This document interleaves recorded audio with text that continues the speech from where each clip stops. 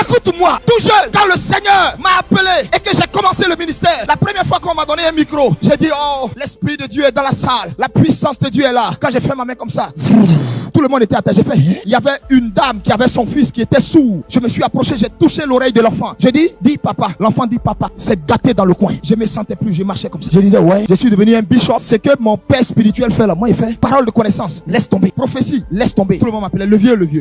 Quelqu'un qui n'a même pas barbe. Hein. Et j'étais en train de partir, mais sans fondement.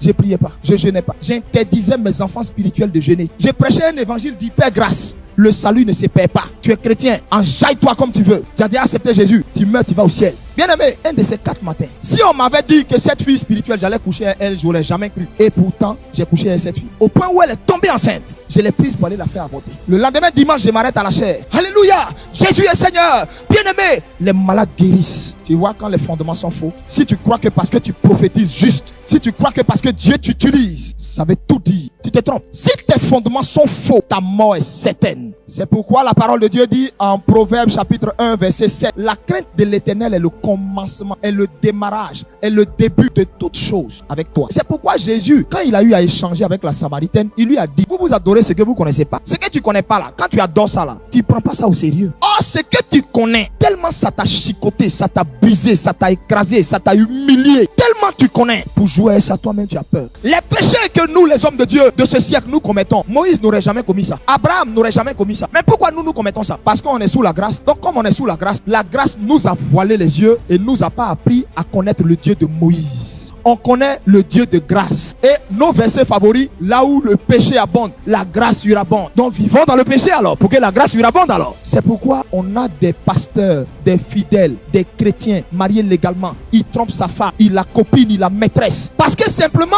il n'a pas connu le Dieu de Moïse. Le Dieu qui te dit parle au rocher et puis tu frappes le rocher à cause de ça. Tu vois même pas Canaan. Ce Dieu-là, ils l'ont pas connu. Donc du coup, il n'y a pas la crainte. Le Dieu qui, parce que tu as murmuré contre Moïse, Monsieur Corée, Dathan, Abiram, vous trois, ils font la terre. Et puis la terre ouvre sa gueule, vous engloutit et puis ça se referme. Il n'y a même pas de trace. Comme on n'a pas connu ce Dieu-là, dans cette version-là, donc du coup, les chrétiens s'amusent avec ce Dieu. Comme tu ne connais pas, ça ne t'effraie pas. En fait, tu ne sais pas de quoi il est capable. Tu sais pas. C'est pourquoi tu n'as pas peur de faire gérétien en ce qui concerne l'argent du Seigneur. C'est parce que tu ne connais pas, que tu n'as même pas peur de venir mettre billes envoûtées, pièces envoûtées. C'est pourquoi nous ne le respectons pas. C'est pourquoi nous faisons son œuvre avec négligence. Bien aimé, comment est-ce qu'on a bâti? Qu'est-ce qu'on a bâti dans ta vie? C'est ce qu'on a bâti dans ta vie là qui détermine le comportement que tu as actuellement. C'est ce qui détermine l'attitude que tu as dans la présence de Dieu. Ton éducation actuelle a eu un fondement. Ce sont tes parents qui ont fait la première fondation de ton éducation. Où est-ce que les fondements ont commencé à être ratés dans ta vie? C'est à partir de la première église où tu as mis les pieds. Beaucoup parmi vous disent, ils aiment Dieu. Maintenant, quand Dieu vient et la vérité de Dieu vient à eux, ça les choque. Fils, la religion tue, les églises tuent. C'est Jésus qui sauve.